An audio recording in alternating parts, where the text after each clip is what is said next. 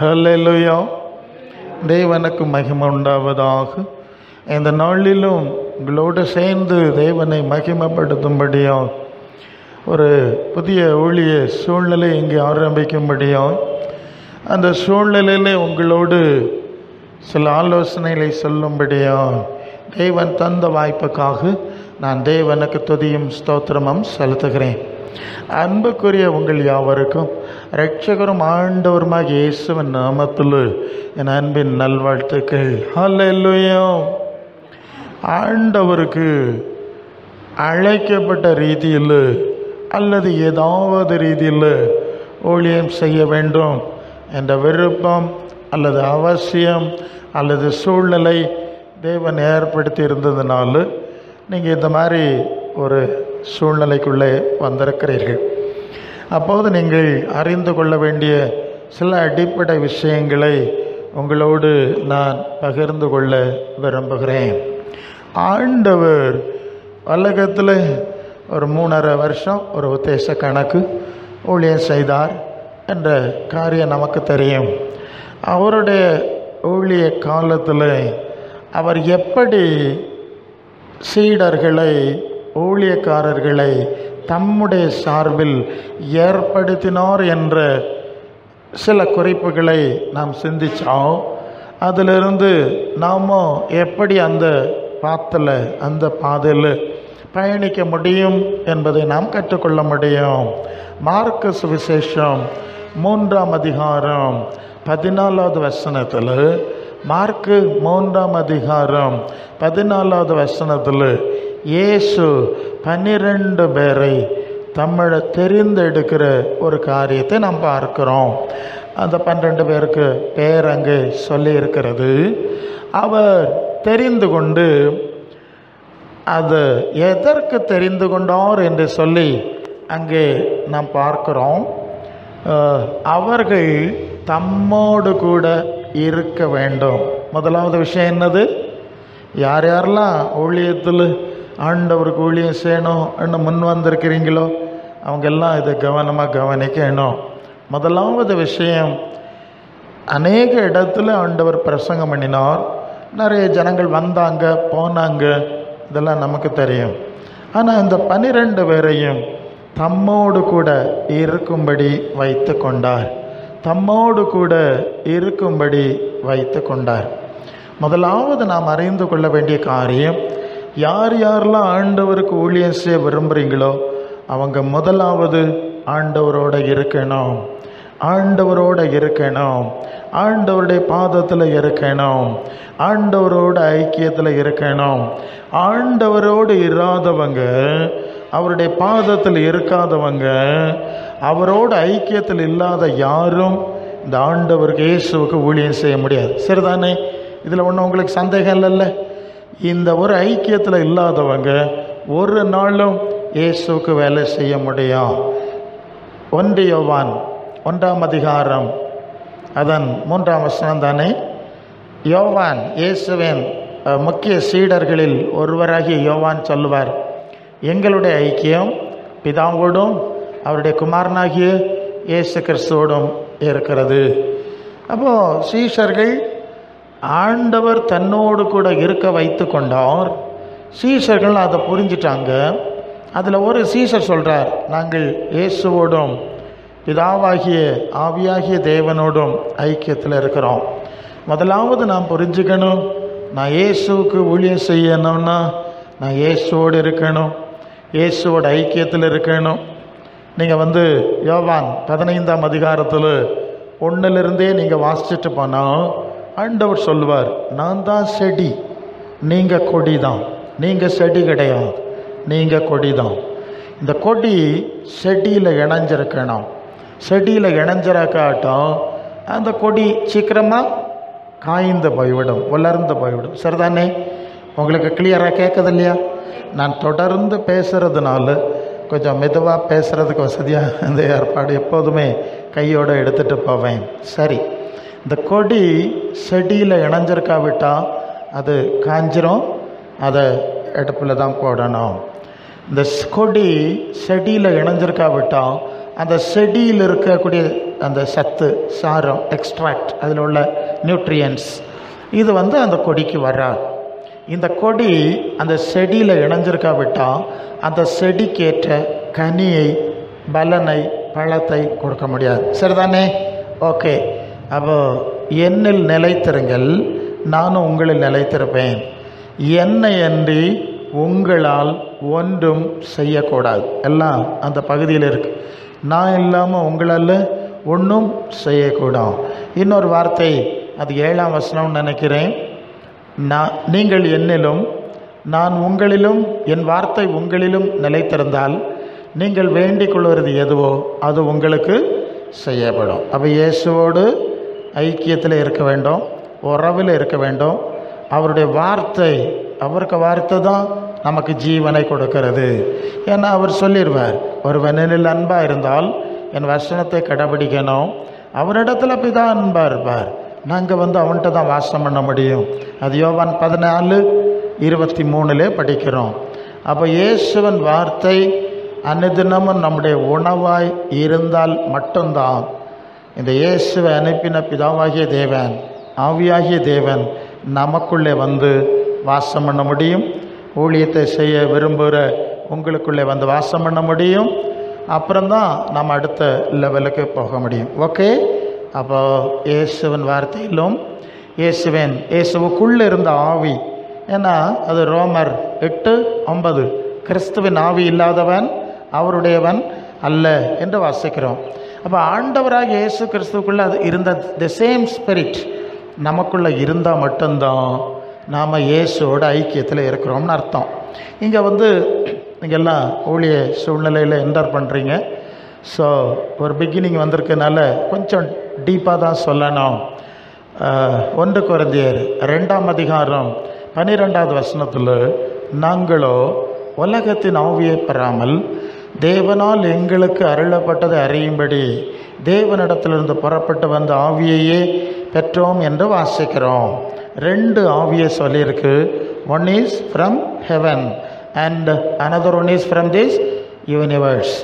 இந்த பிரபஞ்சத்திலிருந்து ஒரு ஆவி இருக்கிறது, பரலோகத்திலிருந்து தேவனுடைய ஆவி இருக்கிறது. அப்போ பரலோகத்திலிருந்த ஆவி தான் இயேசுக்குள்ளே இருந்து இயேசுவை சிலுவையின் மரண பரியந்தம் பிதாவின் சித்தம் செய்யும்படி வழி நடத்தியது என்பதை நாம் அறிந்திருக்கிறோம். அந்த பிதாவின் சித்தம் உலகத்துக்கு எதிரானது எல்லாம் உங்களுக்கு ஓரளவு தெரியும்.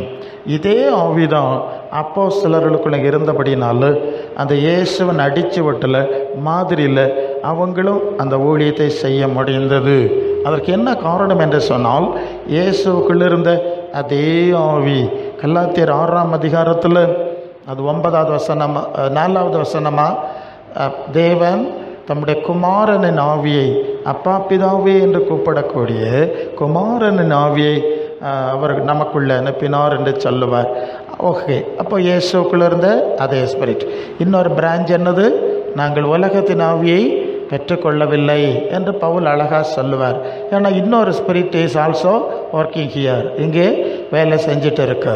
நீங்கள் 1 யோவான் 4ஆம் அதிகாரம் அதன் 5ஆம் வசனத்திலிருந்து நீங்கள் படிக்கும்போது, அவர்கள் உலகத்துக்கு உரியவர்கள், ஆகையால் உலகம் அவர்களுக்கு செவி கொடுக்கும், தேவனால் உண்டாயிருக்கிறவன் எங்களுக்கு செவி கொடுக்கிறான், இதிலிருந்து சத்திய ஆவி என்னதென்றும் வஞ்சிக்கிற ஆவி என்னதென்றும் அறிந்து கொள்ளலாம்னு சொல்கிறார்.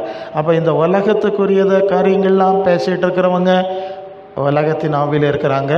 பரலோகத்தின் ஆவியை காரியங்களை பேசுகிறவங்க, பரலோகத்தின் தேவசித்தம் செய்கிறவங்க பரலோக ஆவியினாலே இயக்கப்படுறான்.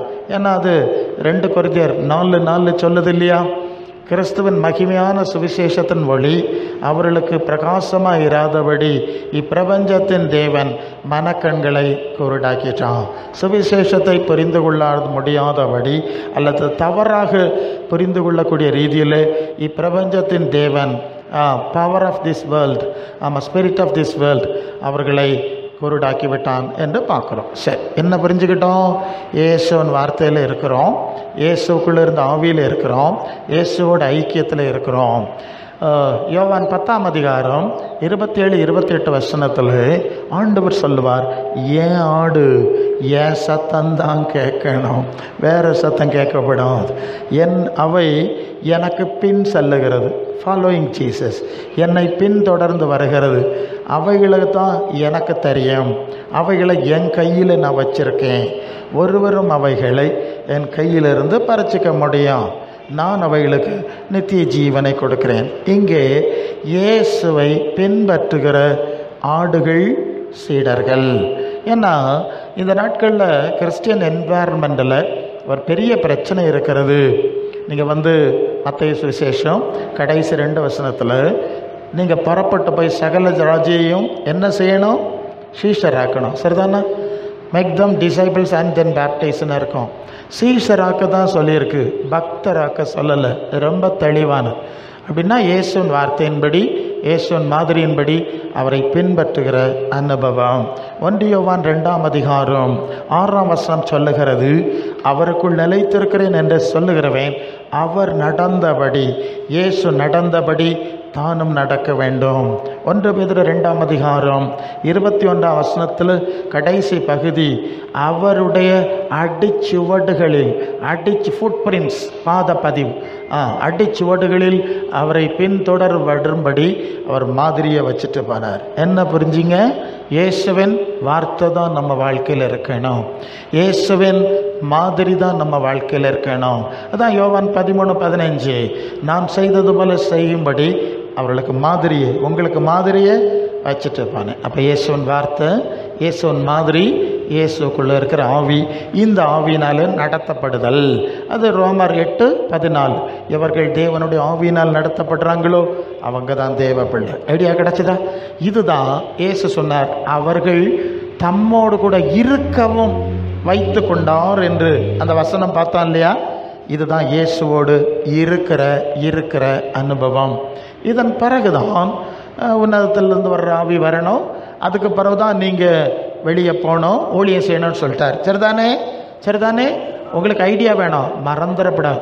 நான் ரெக்கார்ட் பண்ணுறேன், இதில் யூடியூப்பில் கூட வச்சிருவேன். ஏன்னா இது ஆவியானவர் கொடுக்கிற செய்தியை நான் பேசி கொண்டிருக்கிறேன். ஹல்லேலூயா. நல்லது.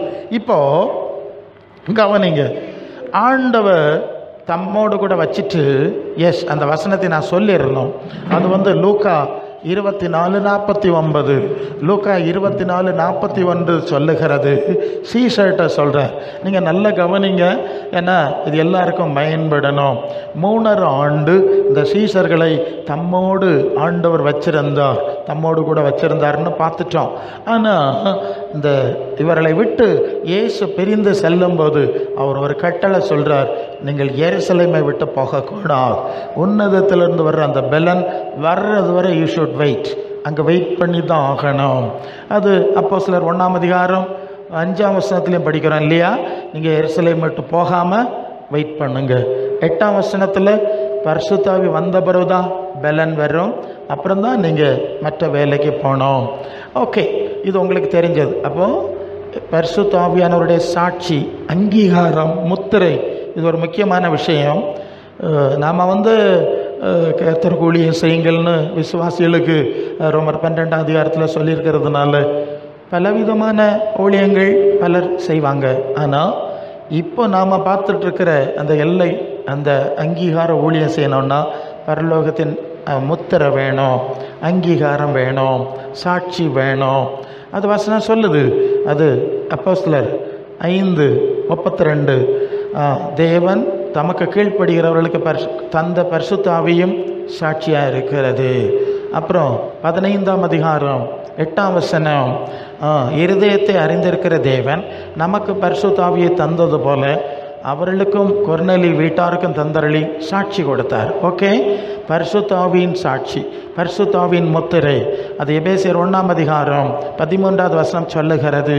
விசுவாசிகள் ஆனபோது வாக்குத்தத்தம் பண்ணப்பட்ட பரிசுத்த ஆவியால் முத்திரை போடப்பட்டீர்கள். ஓகே, இதில் என்னெல்லாம் அனுபவம் உங்கள்கிட்ட இருக்குது, இனி என்னெல்லாம் வேணும்ங்கிறத நீங்கள் ஆண்டவரோடு இருந்து அதை ஸ்டடி பண்ணிவிட்டு கன்ஃபார்ம் பண்ணிவிட்டு தான் அடுத்த லெவலுக்கு போகணும். ஓகே, இப்போ ஊழியத்துக்கு அனுப்புகிறார். இதை நம்ம மத்தேயு 28 கடைசியில் படிக்கிறோம். நீங்கள் புறப்பட்டு போகணும். யார் புறப்பட்டு போகணுன்னா இது கொஞ்சம் புரியணும். பொதுவாக அந்த பகுதியை நம்ம வாசிக்கும்போது நாம் படித்தா நீ புறப்பட்டு போன்னு சொல்கிறது மாதிரி இருக்கும். இந்த பிரதர் படித்தா நீங்கள் புறப்பட்டு போங்க, அப்படி தானே, நீங்கள் புறப்பட்டு போங்கன்னு பேசும். அப்படி அநேகர் புறப்பட்டு போவாங்க. ஆண்டவருடைய நாமத்தில் புறப்பட்டு போகிறத பற்றி நான் விமர்சனம் பண்ணுறது கிடையாது.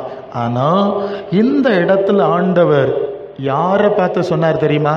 இந்த 11 பேர். ஒருத்தன் போயிட்டான். 11 சீஷர்கள், அதாவது தம்மோடு கூட இருந்து தம்மிடத்தில் கற்றுக்கொண்டு தம்முடைய ஆவியை பெற்று தம்முடைய மாதிரி எல்லாம் படித்தாங்கல்ல, அவங்கள்ட்ட மட்டும்தான் சொன்னார், நீங்கள் தான் புறப்பட்டு போகணும். மற்றவங்க ஊழியம் செய்யலாம், அவங்களுக்கு அழைப்பின்படி ஊழியம் செய்யலாம். ஆனால் நீங்கள் புறப்பட்டு போய் எல்லாரையும் சீஷராக்கணும். அப்போ சீஷராக்கிற வேலை யார் செய்யணும்? இயேசுவோடு இருந்து படித்தவங்க. இன்னும் தெளிவாக சொன்ன இன்னொரு பாயிண்ட் சொல்லுவோம். இந்த சீடர்களை அழைக்கும்போது அவர் கடலில் மீன் பிடிச்சிட்டு இருந்தாங்க. எல்லாம் வலையும் விட்டு தொழிலெல்லாம் விட்டுட்டு ஆண்டவர் பின்னால் வந்துட்டான். இயேசு சொன்னார், நீ மீனை பிடிச்சது போதும், நான் மனுஷரை படிக்கிறவர் ஆக்குவேன் என்று சொல்லி தான் பேதுருவை அழைத்தார் என்ற செய்தி நமக்கு இருக்கிறது. ஒரு சந்தர்ப்பத்தில் சீசர் கேட்குறான், இதெல்லாம் விட்டு விட்டு உம்மை பின்பற்றினோமே இல்லையா? அப்போ எல்லாத்தையும் விட்டுட்டு வந்தாங்கங்கிற ஒரு கான்செப்ட் இருக்குது. இதை தான் முழு நேர ஊழியம்னு சொல்கிறோம், ஃபுல் டைம் மினிஸ்ட்ரின்னு சொல்கிறோம். அது ஒரு தனி அழைப்பு. அவங்க அதிகமாக ஆண்டவரோடு இருக்கிறாங்க, அதிகம் படிக்கிறாங்க, அதிக நடத்தல் பெறாங்க, எல்லாம் ஃபுல்லி ஆண்டவருக்கு ஒர்க் பண்ணுறாங்க. ஓகே, சிலர் பார்ட் டைமாக பண்ணுவாங்க, தங்களுக்கு தெரிஞ்சது. இவள் தன்னால் இயன்றதை செய்தாள் என்ன ஆண்டவர் சொல்லுவார். அது ஒரு இன்னொரு செக்மெண்ட். ஓகே, சரி. இப்போது இந்த ஃபுல் டைமர்ஸ் எல்லாத்தையும் விட்டுட்டு இயேசுவோடு இருந்து இயேசுவிட்ட படித்து இயேசுவின் மாதிரி படித்து இயேசுவின் ஆவியை பெற்று அங்கீகாரம் பெற்றவர்களை தான் சொன்னார், நீங்கள் தான் புறப்பட்டு போய் மற்றவங்களை சீஷராக்கணும். ஒன்று நல்லா கவனிக்கணும், இயேசுவோடு சீடர்களாக இருந்த அனுபவமும் முதிர்ச்சியும் இல்லாதவர்கள் மற்றவர்களை இயேசுவுக்கு சீடராக்க முடியாது. சரிதானே? சந்தேகம் இல்லைல்ல? இவங்களுக்கு இருக்கணும்ல, இயேசுவின் சீஷத்துவத்தில் இவங்க எவ்வளவு தேறி இருப்பாங்களோ அது ஆண்டவர் சொல்லுவார், தேறினவன் எவனும் குருவை போல இருப்பான். அந்த அளவுக்கு தான் மற்றவங்களை இயேசுவுக்கு சீடர்களாக்க முடியும். ஆகவே தான் நீங்கள் தான் போகணும், மற்றவங்க போகக்கூடாது. அவங்கள்ட்ட தனியாக சொல்கிறேன். அப்புறம் சொல்கிறார், ஞானஸ்நானம் கொடுங்க, அது ஞானஸ்நான உபதேசம் சம்மந்தமானது, இப்போ அது வேண்டாம். கொடுத்து நான் உங்களுக்கு கட்டளையிட்ட யாவையும் கை கொள்ளும்படி அவர்களுக்கு உபதேசம் பண்ணுங்கள். நல்ல கவனிங்க, இந்த இடத்த புரியணும். நான் பல சூழ்நிலையில் இதை நான் சொல்லியிருக்கேன். ஆண்டவர் இயேசு தான் நம்ம அழைத்திருக்கிறார். இயேசு அழைத்திருக்கிறார். இயேசு சொன்னார், அது யோவான் 8:31 இயேசு தம்மை விசுவாசித்த யூதர்களை பார்த்து சொன்னார், நீங்கள் என்னுடைய உபதேசத்தில் நிலைத்திருந்தால் மெய்யாகவே என் சீஷர்களாக இருப்பீர்கள். அல்ல, ஒரு நுட்பத்தை நீங்கள் கவனிக்கணும். ஏங்க இயேசு வர்றதுக்கு முன்னே ஃப்ரம் ஜெனீசிஸ், ஆதி ஆகமத்திலிருந்து மல்கியா தீர்க்கதரிசனம் வரைக்கும் இருந்த வார்த்தை எல்லாம் கர்த்தருடைய வார்த்தை இல்லையா? அதில் நடக்க வேண்டாமா? நல்லா கவனிக்கணும். யூதர்களுக்கு மோசையின் பிரமாணம் தெரியும், பழைய ஏற்பாட்டு ஆகமங்கள் தெரியும். அவர்களை பார்த்து தான் சொல்கிறார், அதெல்லாம் கதையெல்லாம் இனி பேசப்படாம். நான் சொல்கிற விஷயத்தில் ஏன் உபதேசத்தில் நிலைச்சிருந்தா ஏன் சீஷர்களாக இருப்பீர்கள் என்று சொல்லி அந்த யூதர்களுக்கே சொல்லிட்டார். ஓகே, இதை தான் எபிரேயருக்கு எழுதின நிருபம் 1:1 பூர்வ காலங்களில் பங்கு பங்காய் வகை வகையாய் பிதாக்களுக்கு, யாருக்கு பிதாக்களுக்கு தீர்க்கதரிசிகள் மூலமாய் திருவிழம் பற்றின தேவன் இந்த கடைசி நாட்களில் குமாரன் மூலம் நமக்கு திருவிழம் பற்றினார். எபிரேய மொழி பேசுகிற யூதர்களுக்கு தான் அந்த நிருபம் எழுதப்படுகிறது. அவர்களுக்கு தான் அந்த எபிரேய நிருப ஆக்கியோன் சொல்லுகிறார், நமக்கு இயேசுவின் மூலம் பேசியிருக்கிறார். கடந்த காலம்லாம் வேற. என்ன புரிஞ்சுங்க? இதுதான் பழைய உடன்படிக்கை, புதிய உடன்படிக்கைன்னு சொல்லுவோம். மோசையின் மூலம் ஒரு உடன்படிக்கை, இயேசுவின் மூலம் புதிய உடன்படிக்கை. அப்போ இயேசுவின் மூலம் கொடுக்கப்பட்ட புதிய உடன்படிக்கையின் உபதேசத்தை கற்று அதில் நடக்கவும், அதை போதிக்கவும், அதை ஸ்தாபிக்கவும் தான் இயேசு நம்மை ஊழியத்துக்கு அழைக்கிறார். ஹல்லேலூயா. இது இன்னும் உங்களுக்கு சொன்னால் கொஞ்சம் இப்போ அடுத்த லெவலுக்கு வரணும். இது இயேசுவின் வார்த்தைன்னு சொன்னேன், பழைய ஏற்பாட்டு வார்த்தை இல்லைன்னு சொன்னேன். அதை நான் உங்களுக்கு once more I should confirm, நான் அதை கன்ஃபார்ம் பண்ணணும், நான் சொல்லிட்டேன். இப்போ சீடர்கள் என்ன பண்ணாங்கன்னா, இயேசுவின் சீடர்கள் இந்த இயேசுவின் போதனைக்கு அடிப்படையில், அதாவது மத்தேயு 7ஆம் அதிகாரம் 27ஆம் வசனத்தில் நான் சொல்லிய என் வார்த்தைகளின்படி கேட்டு அதன்படி செய்கிறவன் தான் கற்பாறையின் மேல் வீட்டை கட்டின புத்தியுள்ள மனுஷன். சரிதானே? நான் சொன்னது, தி வேர்டு, நான் சொன்னது. இது ஏன் சுய வார்த்தை கிடையாது, பரிசுத்த ஆவியானவர் என்கிட்ட பேசினார்ங்கிறதெல்லாம் அதுக்குள்ளே வந்துடு, நல்ல கவனிக்கணும். இப்போ அப்போஸ்தலர்கள் என்ன செஞ்சாங்க? இயேசு சொன்ன அடிப்படையில் தான் ஊழியத்தை, சபையை நடத்தினார்கள். நீங்கள் அப்போஸ்தலர் நடவடிக்கைகளில் நம்ம பார்க்குறோம், பேதுரு பிரசங்கம் பண்ணி தான், பரிசுத்த ஆவியினால் பிரசங்கம் பண்ணி தான் இந்த சபை ஆரம்பமாகிறது. எபேசியருக்கு எழுதின நிருபம் 2ஆம் அதிகாரம் 20வது வசனம் சொல்லுகிறது, எபேசியர் 2:20, அப்போஸ்தலர் தீர்க்கதரிசிகள் என்பவருடைய அஸ்திபாரத்தின் மேல் கட்டப்பட்டவர்களாக அதற்கு கிறிஸ்து தாமே மூலக்கல்லாக இருக்கிறார். ஓகே, என்ன புரியுறீங்க? ஒரு வீடு கட்டும்போது 2 மூலக்கல் வைப்பாங்க, அந்த காணர்கல். இந்த காணர்கல்லுக்கு இடையில் ஒரு நூல் கட்டுவாங்க, இந்த நூலுக்குள்ளே மற்ற கல் வைப்பாங்க. சரிதானே? ஸோ இயேசுவின் போதனைகளும் நடைமுறைகளும் தான் மூலக்கல், ஃபர்ஸ்ட் ஸ்டோன். அண்ட் தென் மற்ற அப்போஸ்தலர்கள் இந்த எல்லைக்கு உள்ள சொன்னாங்க. இப்போ புரிஞ்சிட்டிங்களா? இப்படி இயேசுவும் அப்போஸ்தலர்களும் சொன்னதான் கிறிஸ்துவின் சபையின் அஸ்திபாரம். கிறிஸ்துவின் சபையின் அஸ்திபாரம் பழைய ஏற்பாடு கிடையாது, அது இன்னொன்று. ஆனால் நாம் இந்த கிறிஸ்துவின் சபையின் அஸ்திபார சுவிசேஷத்தை செய்யும்போது அப்போஸ்தலர்கள் என்ன செஞ்சுருக்காங்கன்னா, எப்படி ஆதாமிலிருந்து இயேசு வரைக்கும் வந்த தீர்க்க தரிசனங்கள்லாம் சொல்லி இயேசு இப்படி வந்தார், தீர்க்க தரிசன ஆகமங்களிலும் மோசையின் ஆகமங்களிலும் எழுதியிருக்கிறது எப்படி நிறைவேறிற்று என்கிறத சுட்டி காட்டினாங்க. ரெண்டாவது, சில சந்தர்ப்பத்தில் இயேசுவும் அப்போஸ்தலன் சொன்ன செய்திக்கு பொருத்தமான இசைவான பகுதி, உதாரணத்துக்கு எபிரேயருக்கு எழுதின நிருபம் 11ஆம் அதிகாரத்தில் நாம் ஆபிரகாமை குறித்து வாசிக்கிறோம். ஆபிரகாமை குறித்து பல செய்திகளை நம்முடைய பிரசங்கிமார் பேசுவாங்க, நம்ம பல ரீதியில் கேட்குறோம். இந்த ஆபிரகாமை குறித்து எபிரேயர் 11ஆம் அதிகாரம் 9வது வசனமா அங்கே படிக்கும்போது என்ன படிக்கிறீங்க? ஆபிரகாம் தான் போகும் இடம் இன்னதென்று அறியாமல் புறப்பட்டு போனான். அவன் தன் குமாரனாகிய ஈசாக்கோடும் யாக்கோபோடும் கூடாரங்களில் குடியிருந்தான், பரதேசியாய் சஞ்சரித்தான். சரிதானே? அப்படித்தானே இருக்காங்க, சந்தேகம் இல்லைல்ல. இது மோசேக்கும் முன்னால் வாழ்ந்த விசுவாசிகளின் தகப்பனை பற்றி பரிசுத்த ஆவியானவர் அதே எபிரேய மொழி பேசுகிற யூதர்களுக்கு சொல்லிக் கொடுக்கிறார். ஆபிரகாம் பரதேசியா வாழ்ந்தான், தேவன் தாமே கட்டி உண்டாக்கின அஸ்திபாரம் உள்ள பரலோக புதிய எருசலேம் நகருக்கு காத்திருந்தான். அப்படிதான் அங்கே இருக்கும். ஓகே, பரதேசி அஸ்திபாரம் உள்ள நகரம். இதே விஷயத்தை நீங்கள் 1 பேதுரு 1ஆம் அதிகாரம் 17ஆம் வசனத்தில் வந்தால் பேதுரு சொல்கிறார் பாருங்க, பட்சபாதம் இல்லாமல் அவனவன் கிரியைக்கு தக்கதாய் பலன் அளிக்கிறவரை நீங்கள் பிதாவாக தொழுது கொண்டு வருகிறவர்கள் ஆனபடினாலே இங்கே பரதேசிகளைப் போல சஞ்சரிக்கும் காலமளவும் பயத்துடனே நடந்து கொள்ளுங்கள். 2 கொரிந்தியர் 5ஆம் அதிகாரம் 1 வசனத்தில் வந்தால் பூமிக்குரிய கூடாரமாகிய நம்முடைய வீடு அழிந்து போனாலும் தேவனால் கட்டப்பட்ட கைவேலை இல்லாத நித்திய வீடு பரலோகத்தில் உண்டென்று அறிந்திருக்கிறோம். ஆபிரகாமும் தேவன் தாமே கட்டி உண்டாக்கின அஸ்திபாரமுள்ள நகரத்துக்கு காத்திருந்தான்னு எபிரேயர் வசனம். ஒரு மேட்ச் ஆகுது பார்த்தீங்களா? ஸோ என்ன புரியுறீங்க? இது போல இயேசுவின் அப்போஸ்தலரின் அஸ்திபாரத்துக்கு உட்பட்ட பல விஷயங்கள் பழைய ஏற்பாட்டில் இருக்கு. யோபு சொல்கிறான் இல்லையா, என் மீட்பர் உயிரோடு இருக்கிறார், பூமியின் கடைசி நாளில் பூமியின் மேல் நிற்பார் என்றும் அறிந்திருக்கிறேன். அங்கே சங்கீதத்தில் வாசிக்கிறோம் இல்லையா, இப்போ இந்த பூமிக்குரிய காரியெல்லாம் அழிஞ்சு போகுது, ஐஸ்வர்யமாக இருந்தும் கனம் பரிந்தின மனுஷன் அறிந்து போகிற மிருகத்துக்கு ஒப்பாக இருக்கிறான், ஆத்தும மீட்பு அரிதாக இருக்குது, இதெல்லாம் நிலையற்றது. ஏறக்குறைய அதே சொல்கிறேன். நான் கர்த்தருடைய வீட்டிலே நீடித்த நாட்களாய் நிலைத்திருப்பேன்னு சொல்கிறான்ல. கர்த்தருடைய வீடு நீடித்த நாட்கள் பரலோகம் தானே.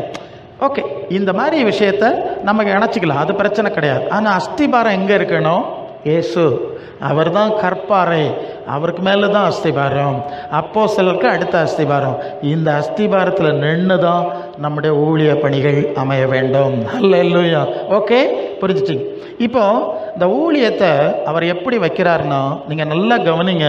பேதுருவை பார்த்து சொன்னார், இந்த கல்லின் மேல் என் சபையை கட்டுவேன், பாதாளத்தின் வாசல்கள் அதை மேற்கொள்ளதில்லை. என்ன கட்டுவேன்? சபையை கட்டுவேன். அந்த வேர்டு சபையை கட்டுவேன், அந்த வேர்டு. இப்படித்தான் அந்த சபை உண்டாயிற்று. அது அவர்கள் அது அப்போஸ்தலர் 2:41 42 அந்த வசனங்களில் போனால் பேதுரு சொன்ன பிரசங்கத்தை கீழ்ப்படிஞ்சாங்க.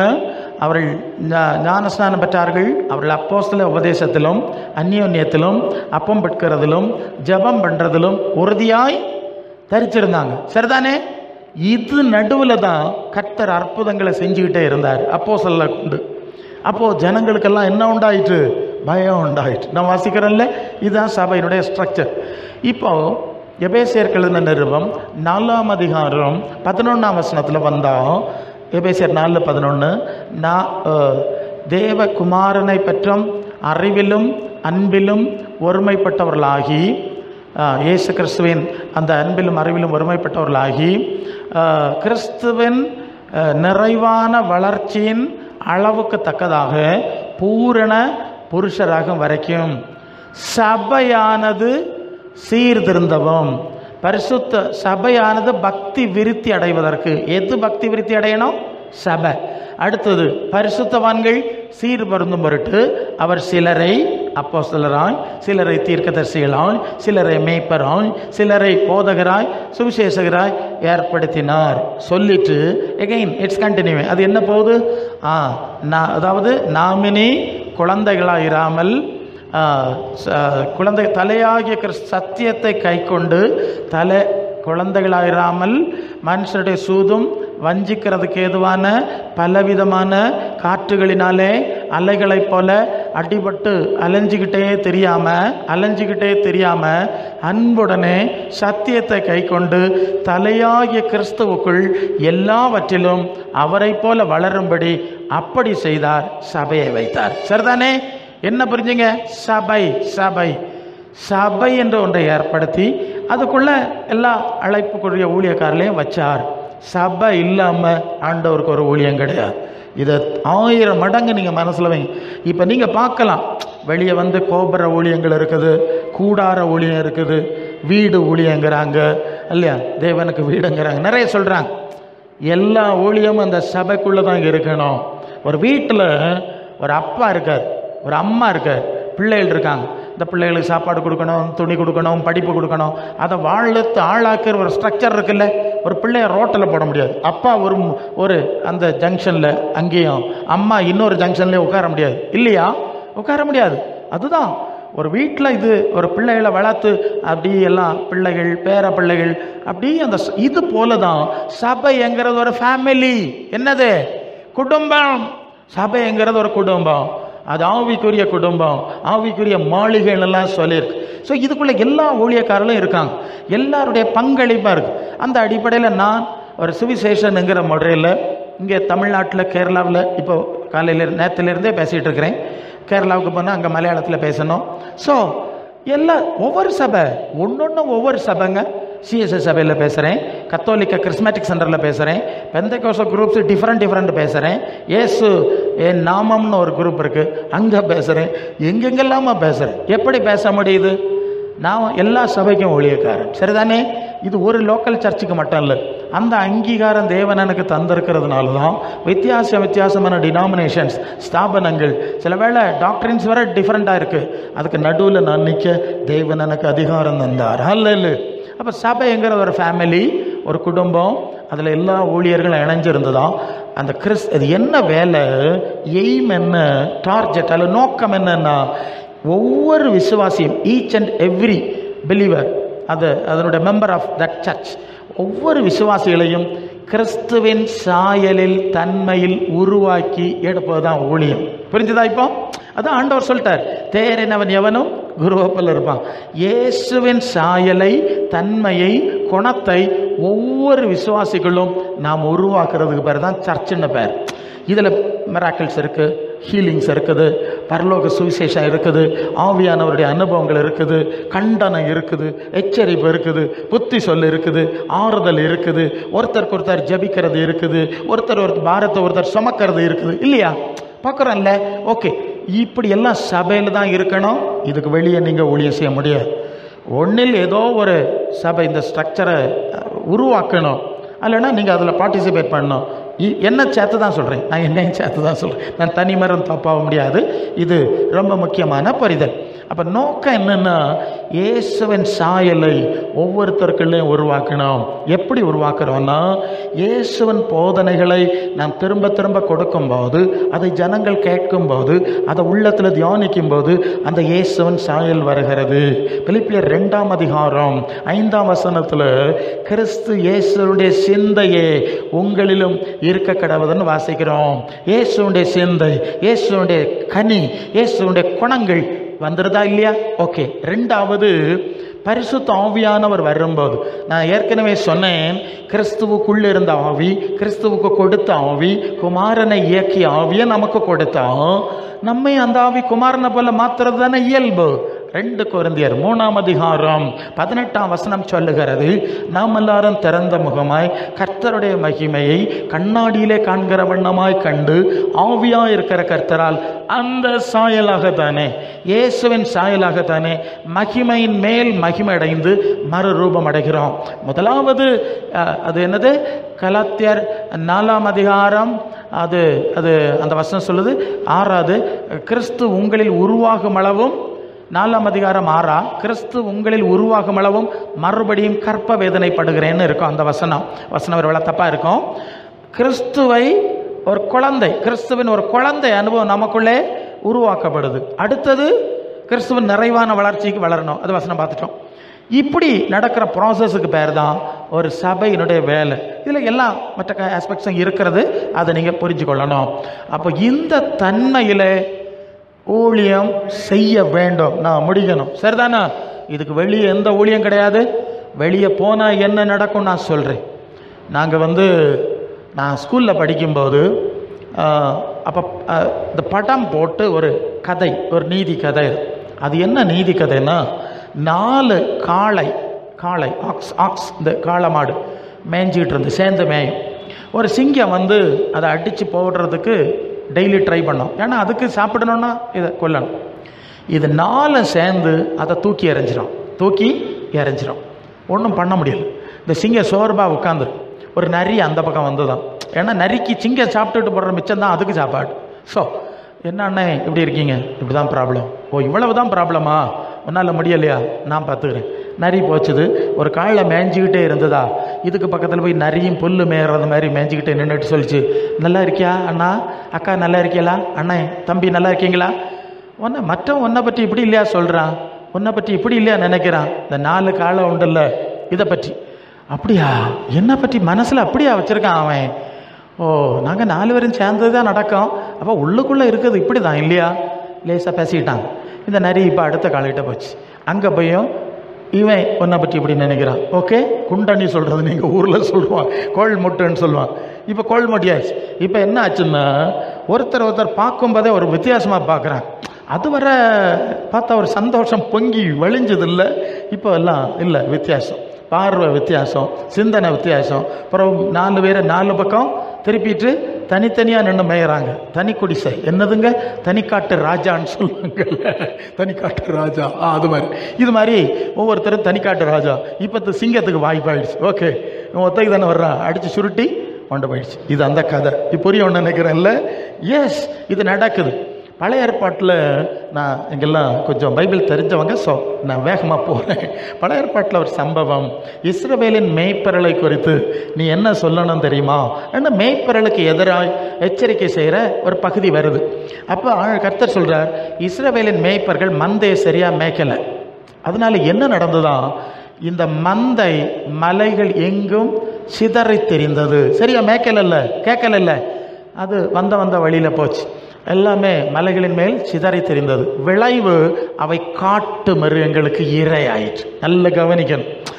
இங்கே கூட்டில் உள்ள இருந்த வேலை ப்ராப்ளம் இல்லை, சிதறிச்சு பாருங்க.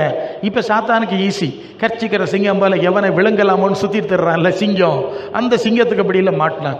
ஸோ சபை என்ற ஸ்ட்ரக்சர் ரொம்ப முக்கியம். நான் கொஞ்சம் ஷார்ட்டாக பேசுகிறேன், நான் ரொம்ப அனுபவம் இருக்குது, எத்தனையோ உதாரணம் எனக்கு சொல்லிட முடியும், டைரக்ட் இன்னென்ன மாதிரி நடந்துன்னு நான் சொல்லிட முடியும்.